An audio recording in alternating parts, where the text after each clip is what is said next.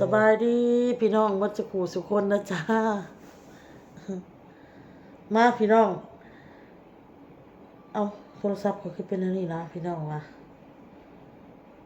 มันเป็นแบบดำหมดเลยฮะ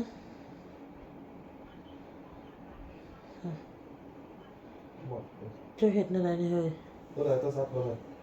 ไอโฟนบอกฮะไอโฟนมึงแตกหมุนมาเลย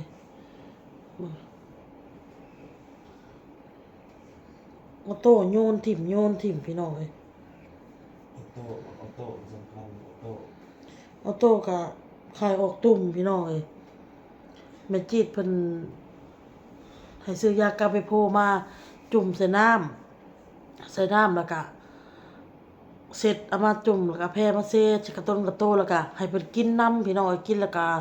ตุ่มออกเต็มกระโตเลย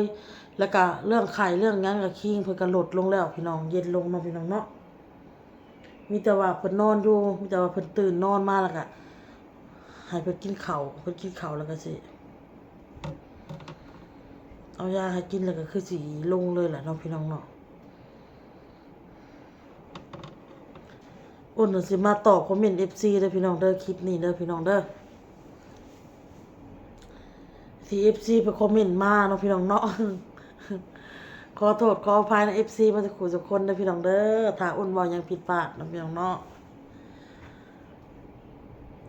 อ้นสิอ่านคลิปเมื่อคืนนี่เด้อพี่น้องเด้อคลิปเมื่อคืนนี่เนาะแล้วก็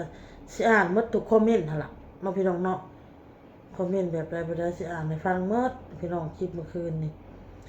อ้นก็เหมือนน้องบอลนั่นแหละเห็นใครกินก็กินทุกครั้งแล้วจะลดได้ยังไงอ้นน่ะทราบนี่คือสิลดบ่ได้เลยพี่น้องเลยแต่กับอยากพยายามอยู่มันห้ามปากตัวเองบ่ได้พี่น้องอ้นน่ะโดนหลอกแล้วว่าซั่นแม่นบ่คนจะมาเป็นอิหยังก็เฮ้ยที่ค่อยเว้าน่ะอันเสมียนบอกเสมียนบ่แม่นบ่อ้นอ่านถูกบ่อันนี้ค่ะอ้นอ่านบ่ถูกอ้นขอโทษเด้อเป็นเสมียนต้องจบการบัญชี หรือเรียนจบอย่างน้อยป .6 จ้าสาวอ้นเนาะ FC เพิ่นเว้าน่ะอ้นก็บ่ฮู้เนาะพี่น้องเนาะแล้วอ้นสิอ่านคอมเมนต์หมดแล้วอ้นก็สิมาตอบเนาะพี่น้องอ้นน่ะมีเอื้อยหักอ้นพี่น้องเอ้ยหักอยู่ประเทศไทยเนาะพี่น้องเนาะเพิ่นก็เป็น FC อ้นนี่แหละตั้งแต่อ้นเฮ็ด YouTube ใหม่ๆหลายปีแล้วที่ฮู้จักกันมากับเอื้อยเพิ่นพี่น้องเนาะเพิ่นน่ะโทรมาหาน้องอ้นยังอยากจะมาทำงานอยู่ที่ไทยไหมแต่อ้นก็จะบ่พาดพิงถึงเพิ่นเด้อพี่น้องเด้อเดี๋ยว FC ก็สิไปเว้าให้เพิ่นแนวนั้นแนวนี้นะพี่น้องอ้นก็จะบ่เว้าถึงเพิ่นแต่ว่าคนนี้น่ะเพิ่นนิสัยดีการเว้าการจากะดีแล้วพี่น้องเนาะพี่เพิ่นอ้นจะก็บ่ชื่อเพิ่นดอกพี่น้องคันไป FC ก็จะรู้หมดนั่นแหละเนาะสิบ่อ้นสิเว้าก่อนเนาะพี่น้องเรียนจบอีหยังกะอ้นน่ะก็บ่ฮู้เนาะทางไทยทางอีหยังเฮ้ยเพิ่นสิเว้าการศึกษาของไทยเนาะอ้นจะบ่ฮู้จักพี่น้องว่าต้องเรียนแบบใดจบแบบใดมาจึงเป็นแบบนั้นแบบนี้นะอ้นบ่ฮู้เนาะพี่น้องเนาะแต่การนั้นศึกษาของลาวนี่อ้นก็ยังบ่ฮู้คือกันฮู้แต่บางส่วนอันนี้เฮาก็เว้าความจริงพี่น้องฮู้ก็คือฮู้บ่ฮู้ก็คือบ่ฮู้เนาะทางลาวอ้นก็ยังบ่รู้ว่าการศึกษาแบบนี้เฮาเรียนตัวนี้เฮาไปเป็นอันนั้นได้บ่เรียนอันนี้ได้บ่นะอ้นก็ยังบ่ฮู้คือกันเนาะพี่น้องเนาะแต่ว่าเพิ่นน่ะโทรมาน้องอ้นยังอยากจะมาทำงานอยู่ไทยไหมว่าเพื่อนเขาอยากจะได้คน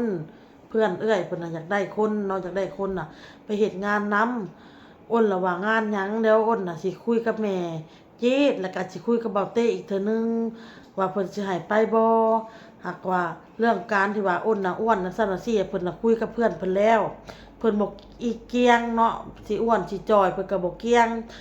แต่ว่าขอให้อ่านได้ขอให้อ่านภาษาไทยออกแต่ว่าถึงสิเขียนบ่ได้ก็อย่าขอให้อ่านได้ ก็พออ้นก็เลยว่า เพราะว่ากับพาเกิดมานะ แต่ว่า เนี่ยครับ ความหมายของเอื้อยเพิ่นน่ะเพิ่นน่ะหักแพงอ้นอย่าให้อ้นน่ะมีงานเฮ็ดงานทำเนาะเพราะจะได้ตังค์ไปใช้หนี้ใช้สินประมาณนี้แหละเนาะพี่น้องเนาะ ทาง YouTube ก็เฮ็ดเป็นนำความหมายของเอื้อยเพิ่นเนาะเพิ่นก็หวังดีกับเฮาเพิ่นก็อยากผากพังเฮากับหมู่เพิ่นเนาะกับหมู่กับครูเพิ่นอยากผากพังนั่นแหละ แต่ว่าโอเค ถ้าเขาจะมาให้เขามาเลยเนาะแล้วอ้นก็ถามว่าเงินเดือนนี้เท่าไหร่เพิ่นว่า 15,000 เพิ่นให้ค่ะแต่เฮาก็บ่ฮู้ว่าเฮาสิได้สำนั้นบ่แต่ว่าอ้นน่ะสิได้เงินเดือนสำใดก็ย่าพี่น้องอ้นก็ถ้าว่าคันไปได้นะอ้นน่ะเดือนหนึง 8-9,000 อ้นก็เฮ็ดเนาะพี่น้องเนาะสำหรับอ้นน่ะนะแต่เพิ่นโทรมาเพิ่นเว้าแบบซี่เนาะอ้นก็บ่ฮู้ว่าเอ้าถ้าอันคือมี FC เพิ่นก็เว้าคนได้คอมเมนต์มาว่าอันถ้าเรียนจบปริญญายังไม่ได้ยังเดือน 15,000 เลยอันนี้เพิ่นเว้านะแต่อ้นก็บ่ฮู้ทางไทยเพิ่นแบบใดเนาะ เขาบอกว่าเรื่องเฮียนเปรียบเทียบการงานว่าจะเจ้าเช็ดได้บ่แบบจบสายมานะดูจบว่า ทางลาวเฮานี่พี่น้อยคันเรียนจบมาบ่มีเส้นมีสายกะแต่ว่าเป็นกรรมกรเป็นลูกจ้างหมู่คือเก่าทางลาวอัน ทุก เนี้ย ใจกันแหละบ่นั้นกันแหละ ทางไทยน่ะบ่ฮู้อ้นก็บ่ฮู้เนาะพี่น้องเนาะอันเนี้ยอ้นบ่ฮู้อะลีพี่น้องอันนี้อ้นเว้าเฉพาะทางลาวถ้ามีเส้นมีสายแน่กะเจ้าก็ได้เป็นว่าซั่นพนักงานกินเงินเดือน คนไทยยังไม่ได้เลยมันมีอย่างเหตุว่าต้องจบอะไรอยู่เดี๋ยวไปไม่ได้ทำงานไม่ได้ทำเดี๋ยวก็ร้องไห้กลับมาอีกเลี้ยงลูกเหมาะๆแม่ๆอยู่บ้านเถอะเพิ่นว่าคันไปก็สิแม่นความเพิ่นน่ะมันคิดฮอดลูกพี่น้องลูกยังน้อยนี่แหละแต่คันไปเฮาได้เฮ็ดงานไปเลยก็คือสมมุติอ้นคืออ้นไปนี่แหละถ้าไปหัวหน้าก็โอเครับเฮ็ดงานเฮาก็สิได้เฮ็ดไปเลยเฮาก็สิอันน่ะคิดฮอดมันก็เริ่มเฮ้ยไปก็คิดฮอดอยู่แต่มันก็สิบ่คือแรกๆนั่นบ่พี่น้องคันได้เฮ็ดแล้วนะอันนี้ได้เฮ็ดแล้วเพิ่นว่าเฮาบ่ผ่านงานว่ะมันก็มาแล้วมันก็สิง้อไปเพื่อเฮาสิได้ไปมันก็บ่เพื่อสิลงเฮือนไปได้มันก็บ่ได้ง่ายๆบัดพอไปได้แล้วผัดหมู่เพิ่นว่าบ่โอเคเฮากลับมาผัดคันว่ามีงานเพจมันก็ลำบากใจอีกสิได้ตัดสินใจไปอีกนะพี่น้องเรื่องของเรื่องน้องพี่น้องเนาะ ไปครับ โอ้ยสาวอ้นเลี้ยงลูกก่อนคือที่ทุกคนว่านั่นละคนไทยบางคนจบปริญญาตรียังไม่ถึง 15,000 เพิ่นเว้า สู้เนาะ อันนี้อ้นก็บ่เข้าใจนี่เฮาก็เว้าตามเอื้อยเพิ่นเนาะพี่น้องอ้นก็เอื้อยเพิ่นเว้ามาแบบนั้นเนาะพี่น้องเนาะ คอยสิบอก อันนี้ก็ขอโทษหลายๆเด้อที่เอาอันมาเว้านะพี่น้องที่มาเว้าถึงผิดอันนี้ก็ขอโทษเอื้อยเพิ่นหลายๆสาวอ้นไหนบอกว่ากินอิ่มแล้ว ถ้าอยากกินก็กินเลยสาวอ้นว่าซั่นมีต่อยคนปากชอบกินจุกจิกอิ่มแล้วกลับมาลุกกลับตามลูกไม่ออกกำลังกายสุขภาพเลยเป็นแบบนี้ คนลาวสังเกตดูไม่ทำงานทำการส่วนมากหาเห็ดหาขุดจิหล่อหาปูปลาเล็กปลาน้อยกินจะทำ YouTube สมะเพิ่นว่า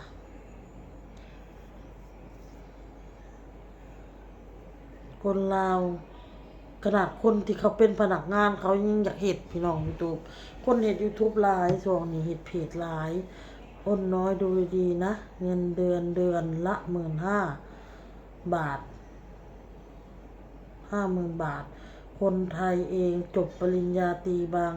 คนยังไม่ได้ถึงเลยกลัวโดนหลอกจ้าเพิ่นว่าอ้นคิดว่า อ้นบ่โดนดอกใช่ๆเขาเนาะอยู่เลี้ยงลูกดีแล้ว แต่ว่าเฮาไปนำคนที่หักแพงว่าซั่นซะเพิ่นก็ส่ำเอื้อยเฮาผู้หนึงพี่น้องเอ้ยเพิ่นหางานให้เฮาเพิ่นเว้าเฮาก็เว้าตามเพิ่นอันนี้ก็จักสิว่าอันใดเนาะพี่น้องเนาะอ้นก็ขอโทษเอื้อยเพิ่นหลายๆที่เอาเรื่องนี้มาเว้านะที่จริงน่ะเฮาคุยกับเพิ่น2คนแล้วก็จบแต่ก็บางทีน่ะจักสิว่าเลยเฮาบ่ได้ค่อยได้ร่วมกันเวลาผัวเมียนอนนำกันบ่ค่อยได้ร่วมกัน บางทีเบาเต้แล้วเขามานอนน่ะอ้นรับแหละกับลูกเนาะประมาณนี้พี่น้องแล้วสิเฮ็ดนั่นเฮ็ดนี่ก็กอกกะแกกทั้งนอกทั้งหลังบ้าน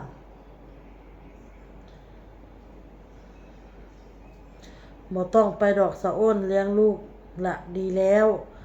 ให้คนอื่นเลี้ยงก็บ่คือเจ้าของเลี้ยงเอง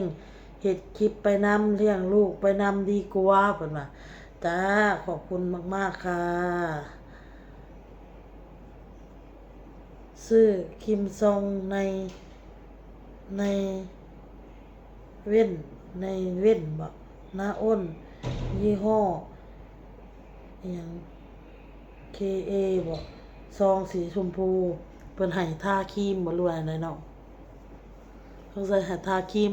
อ้นเอาตรงๆเด้อพี่น้องเด้อหน้าอ้นนี่ทาปากนี่อ้นบ่ได้ทาซังเลยพี่น้องปะเลยเดี๋ยวนี้หาปะเลยหน้าแหล่ค่ำเครียดเขาแหละทั้งผัวทั้งเมียเดี๋ยวนี้น่ะ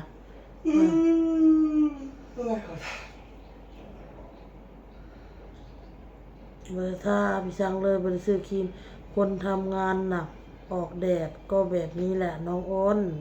จ้าขอบคุณค่ะบ่าวเต้ดูหน้าตาดูหน้าดำมากและผอมมากด้วยทำงานสู้ๆค่ะเพิ่นว่าจ้าขอบคุณค่ะไม่เข็ดโดนหลอกในคนไทยยังไม่ได้เลยอหยังไม่เข็ดโดนหลอกไหมบอกโดนหลอกไหมคนไทยยังไม่ได้เลย15,000อยู่เลี้ยงลูกดีแล้วอย่ามาเสียค่ารถเลยเพิ่นว่า FC พี่น้องให้บ่าวเต้ทาครีมกันแดดแล้วใส่หมวกปิดหน้าคุมให้เห็นแต่ตาเพิ่นว่าได้เพิ่นน่ะก็จักสิว่าอะไรพี่น้องใส่พี่น้องอันใส่อันห่ออันนี้ค่ะอ้อมอันนี้ค่ะแต่ทั้งเทิงนี่ก็ใส่บ่หมวกหรือบ่ใส่อ้นก็บ่ฮู้แต่ว่าด้านหน้าพดำหมดเลยทั้งลุ่มทั้งเทิงดำสำกันเลยอ้นย่างบ่ได้ใส่พี่น้องบ่าวเต้นะเราเป็นคนเปิดเผยหายใจบ่ออกเราย่านเราว่าเราหายใจบ่ออกมัน เอ้าคลิปนี้ก็ขอบใจ FC มาจากทุกคนนะพี่น้องเด้อที่เข้ามารับชมรับฟังแล้วก็ให้พอคิดเห็นนะพี่น้องเนาะให้ความให้คอมเมนต์เฮาก็บ่ฮู้พี่น้องการศึกษาทางไทยและลาวเด้อพี่น้องเด้อแต่เฮาก็เว้าตามผู้เพิ่นที่ติดต่อผู้ที่เพิ่นว่ามีงานให้เฮาอะไรเนาะพี่น้องเนาะก็ขอบใจทั้งเอ่ยเพิ่นก็ทั้งขอโทษนำที่เอาเรื่องนี้ออกมาเว้าเนาะพี่น้องเนาะบ่อยากให้ FC พาดพิงถึงเพิ่นพี่น้องอ้นก็บ่ขอชื่อนามเพิ่นเนาะนั่นแหละพี่น้องคิดจะว่าเบาเต้นี่พี่น้องเราก็เรียนสูงก็บ่ถึงว่าจบปริญญานู่นนี่นั่นแค่จบมพี่น้องมต้นเขาบ่แม่นมต้นเขาห้องจบอิหยังเลยมัธยมต้นมธยมต้นนั่นแหละจบอันช่วงเขาเบาเต้นี่น่าจะจบม6พี่น้องเอ้ยแต่สิรุ่นลูกเฮาไปนี่มีม7เจ้ามีใบคักแน่ใบจบคักแน่บ่เอ้ยมีใบจบอีหยังคักแน่เห็นบ่เบาเต้ต่างแต่ว่าบ่ได้ไปเรียนต่อพี่น้องเอ้ยจบมาซื้อเตะฝุ่นเลาะกลางบ้านเตะฝุ่นเลาะกลางบ้านให้กลางบ้านมันสะอาดพี่น้องเพิ่นว่าเพิ่นช่วงนั้นลาเฮ็ดอันนั้นเด้เฮ็ดเวียกเกี่ยวกับบริษัทบ่อแห่นะพี่น้องบริษัทบ่อแห่เด้ตอนเราน่ะเตะขี้ฝุ่นแน่แล้วก็ เฮ็ดเกี่ยวกับบริษัทบ่แห่ในกับหมู่กับครูเราและแห่ไปแห่มาพี่น้องเข้าใจบ่ โอ้ขอพรเวียงเด้อขอพากันอยู่ แห่ เวียง ไปแห่มาตอนน่ะน้องพี่น้องเนาะเอาโอเคล่ะพี่น้องคลิปนี้ก็เว้าน่วงหัวม่วนเด้อพี่น้องเด้อเอาลาไปก่อนพี่น้องคลิปนี้ก็ขอบคุณทุกกำลังใจทุกคำคอมเมนต์ที่เข้ามารับชมรับฟังพี่น้องลาไปก่อนสบายดีพี่น้องบาย